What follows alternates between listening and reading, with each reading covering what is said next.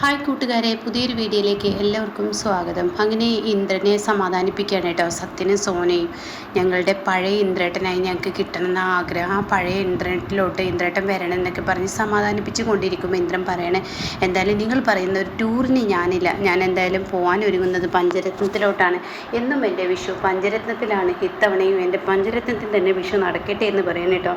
ആ സമയം ഇവർക്ക് പറയാൻ വാക്കുകളില്ല. ഇവർ പിന്നീട് മൗനം പാലിക്കുന്ന ആ ഒരു ഇതാണ് കാണിക്കുന്നത് കേട്ടോ. പിന്നീടാണെങ്കിലോ അനുവിനും മകനിക്കും ഒരു സന്തോഷം ഞാൻ കാരണം ഉണ്ടായിക്കോട്ടെ എന്നൊക്കെയുള്ള ഇന്ദ്രൻ്റെ വാക്കുകളാണ് കേട്ടോ. എന്നാൽ ഈ സമയം ഇപ്പുറത്താണെങ്കിലോ ഹർഷ സുഷീലേക്ക് വിളിക്കുകയാണ്. അപ്പോൾ സുഷീല പെട്ടെന്ന് ഫോൺ എടുക്കുകയാണ് കേട്ടോ. അപ്പോൾ ഈ സമയം സുഷീലയാണ് കേട്ടോ ഹർഷയ്ക്ക് വിളിക്കുന്നത്. അങ്ങനെ ആൻറ്റി എന്താ വിളിച്ചതെന്നൊക്കെ ചോദിക്കുകയാണ്. ഈ സമയം ഹർഷയെ, ഞാൻ എന്നോടൊരു കാര്യം പറയട്ടെ, എന്നെ എൻ്റെ മക്കളും മറ്റുള്ളവരെല്ലാവരും ഒറ്റപ്പെടുത്താൻ നോക്കുകയാണ്. എല്ലാവരും ഈ വിഷുവിനെ എന്നെ ഒറ്റപ്പെടുത്തുന്ന ആ ഒരു സാഹചര്യമാണ് ഇവിടെ കാണുന്നത്. അതുകൊണ്ട് ഹർഷ, ഞാൻ എന്നോടൊരു കാര്യം പറയട്ടെ. എന്താണാവോ ആൻറ്റി? അതെ, ഞാൻ നിൻ്റെ അടുത്ത് വന്ന് വിഷു ആഘോഷിക്കട്ടെ. ഓ, അതിനെന്താ, ആൻറ്റി വന്നോളൂ, നാളെ തന്നെ പോന്നോ എന്ന് പറയുന്നു കേട്ടോ. അങ്ങനെ ഫോൺ കട്ട് ചെയ്ത ഉടൻ തന്നെ രവി അങ്ങോട്ടേക്ക് കടന്നു വരികയാണ്. അപ്പോൾ രവി ചോദിക്കട്ടെ, എന്താണ് അത്? സുശീല ആൻറ്റിയാണ്, അതെന്തിനാണ് വിളിച്ചത് അവർ? അപ്പോൾ രവിയുടെ മുഖമൊക്കെ ആകെ മറിഞ്ഞിട്ടുണ്ട്. രവി ആകെ കോപത്തിലാണ്. എന്നിട്ട് രവി ചോദിക്കുക, എന്തിനാ അവർ വിളിച്ചത്? അത് പിന്നെ ആൻറ്റി നാളെ വിഷു ആഘോഷിക്കാൻ എൻ്റെ അരികിലോട്ട് വരികയെന്ന് പറഞ്ഞു. അതിനെങ്ങനെ നടക്കും? അത് നടക്കത്തില്ല. അതെന്താ? ഞാൻ എൻ്റെ വീട്ടിലോട്ട് പോവാണ്, ഞാനും നീയും കുഞ്ഞും കൂടി എൻ്റെ വീട്ടിലോട്ടാണ് പോകുന്നത്. അത് കേട്ട ഉടൻ തന്നെ ഹർഷ പറയണേ, അതെങ്ങനെ ശരിയാവും? ആൻറ്റിയോട് ഞാൻ എന്ത് വാക്കും? ആൻറ്റിയല്ല ഇവിടുത്തെ കാര്യങ്ങൾ തീരുമാനിക്കുന്നത്. എന്നാൽ നമുക്ക് ആൻറ്റിയെയും കൊണ്ടുപോയാലോ? അതൊന്നും നടക്കില്ല. എൻ്റെ അച്ഛൻ്റെയും അമ്മയുടെ അടുത്തോട്ട് പോകുമ്പോൾ അവരൊന്നും വേണ്ട, നമുക്ക് സ്വസ്ഥതയും സമാധാനത്തോടും കൂടി പോകാമെന്ന് പറയട്ടോ. എന്നിട്ട് രവി പറയണേ, മതി, നേരത്തെ നീറ്റ് പോകാനില്ല, കിടക്കാൻ നോക്കിയെന്ന് പറയണേ.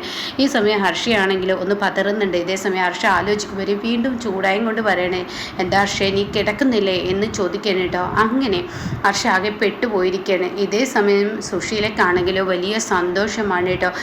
നാളെ ഏത് സാരിയാണ് എടുക്കേണ്ടത്, ഏത് ഡ്രസ്സാണ് അവളോട്ട് പോകുമ്പോൾ കൊണ്ടുപോകേണ്ടത്, വിഷുവിന് എന്ത് ഇടണം എന്നുള്ള ആ ഒരു ഇതോടുകൂടിയാണ് കേട്ടോ സുശീൽ ഓരോ ഡ്രസ്സുകളും കവറിലാക്കാൻ നോക്കുകയാണ് കേട്ടോ. എന്നാൽ ഈ സമയം ഭാനുമയാണ് കാണിക്കുന്നത്. വിഷുവിനായിട്ട് വിഷു കണി ഒരുക്കാൻ നോക്കുകയാണ്. ആ ഒരു വിഗ്രഹങ്ങളെല്ലാം തുടച്ചുണ്ടാക്കാണ്.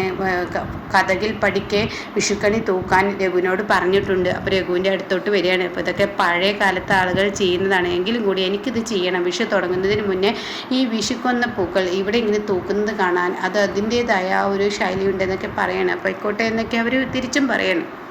അപ്പോൾ എന്തായാലും അതിനു വേണ്ടിയാണ് ഞാൻ തൂക്കിയിരിക്കുന്നത് എന്നൊക്കെ ഇങ്ങനെ പറയണ്ടിട്ടോ. ആ സമയം കാണാൻ അങ്ങോട്ടേക്ക് ദാസ് കടന്നു വരുന്നത്. ദാസിനെ കണ്ട് രഘു, എന്താണ് ദാസങ്ങൾ, എന്തെങ്കിലും വിശേഷമുണ്ട്? അപ്പോഴേക്കും ഭാനുമ പറയണേ, എന്തായാലും കയറിയിരിക്കുക, എന്താ ഇവിടെ നേരത്തെ തന്നെ വിഷുവിൻ്റെ പരിപാടി തുടങ്ങിയല്ലോ എന്നൊക്കെ പറയാണ്.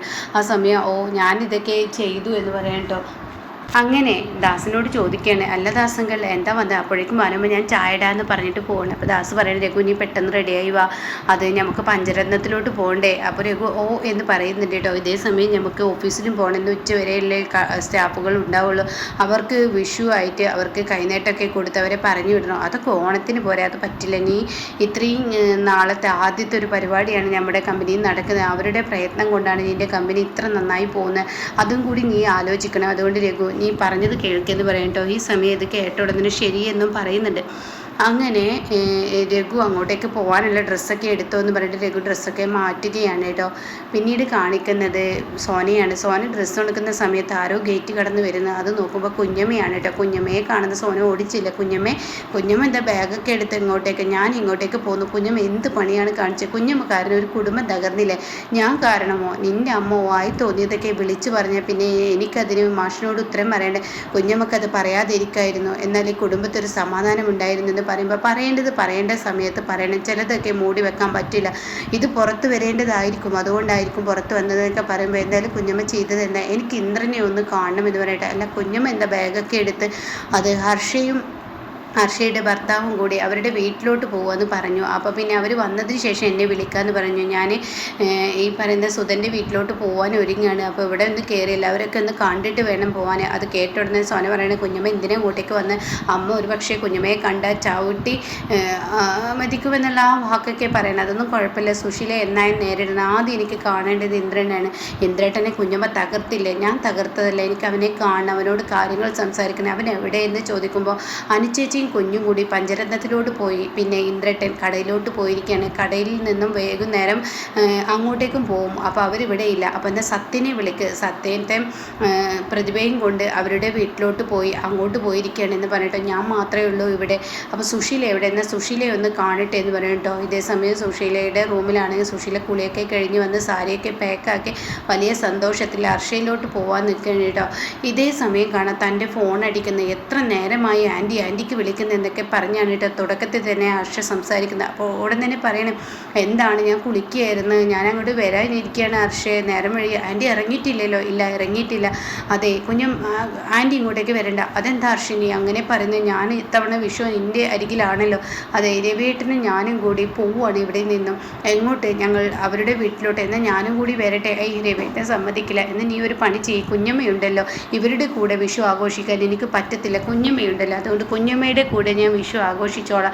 അയ്യോ, കുഞ്ഞമ്മ ഇവിടെയില്ല, കുഞ്ഞമ്മ എങ്ങോട്ടാണ് പോയതെന്ന് അറിയില്ല. എന്ന് അർഷനി അവിടെ ചാവിയെങ്കിലും ഒന്ന് വെച്ചിട്ട് പോ. അതൊന്നും പറ്റില്ല ആൻറ്റി, രവിയേട്ടൻ കുറച്ച് ചൂടിലാണ്. എനിക്ക് രവിയേട്ടനുമായി വിഷുവിന് വഴക്കിടാൻ വയ്യാത്തത് കൊണ്ട് രവിയേട്ടൻ പറയുന്നത് ഞാൻ കേൾക്കുന്നു എന്ന് പറയട്ടോ. എന്താ ഹർഷ? അപ്പോഴേക്കും രവി അവിടെ എത്തുകയാണ് കേട്ടോ. ഹർഷേ, എന്താ നീ ഫോണിൽ കിന്നരിച്ചും കൊണ്ടിരിക്കുന്നത്? കുറച്ച് സമയമായല്ലോ.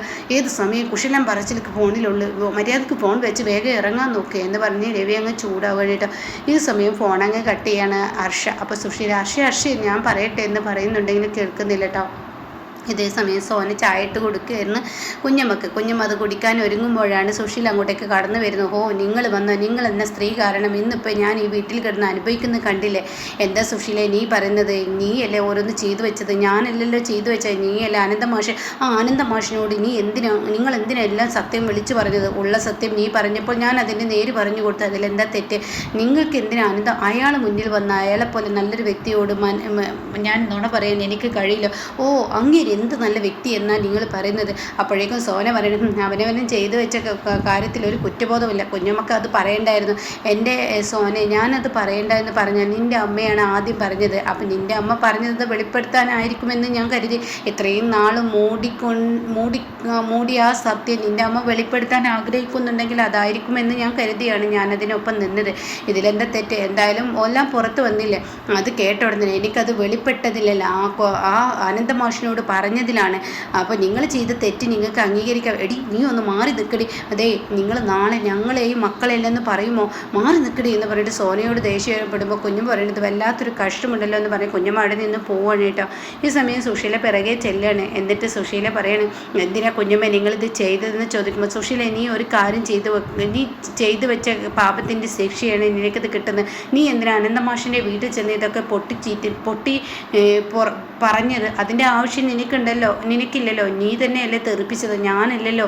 നിൻ്റെ വായിൽ നിന്ന് വീണ വാക്കുകളല്ലേ എന്നൊക്കെ പറയുമ്പോൾ സോന പറയണേ, ഇവർക്ക് അതിൻ്റെ കുറ്റബോധം വേണ്ട, ഇവർക്ക് അങ്ങനെ ഒരു വിഷമം തന്നെയില്ല, ഇന്ദ്രട്ടനോട് ചെയ്ത ഇവർ തെറ്റല്ലേ എന്നൊക്കെ എന്നെ പറയണം കേട്ടോ. ഈ സമയം സുശീല ചാടിക്കുളിക്കുമ്പോൾ കുഞ്ഞമ്മ പറയണേ, എൻ്റെ സുശീല ഇനിയെങ്കിലും നീ ഒന്ന് ഒതുങ്ങ്, അല്ലെങ്കിൽ നിനക്ക് വരാൻ പോകുന്ന ഇതൊന്നും ആയിരിക്കില്ല, ഞാനൊന്ന് പറയുന്നത് കേൾക്കുക എന്നൊക്കെ പറഞ്ഞു കൊടുക്കുമെങ്കിലും കൂടി സുശീലയുടെ തലയിൽ അതൊന്നും കയറില്ല കേട്ടോ. അപ്പോൾ ഇങ്ങനെയൊക്കെയുള്ളൊരു എപ്പിസോഡാണ് ഇപ്പോൾ ലാസ്റ്റ് വന്നിരിക്കുന്നത്.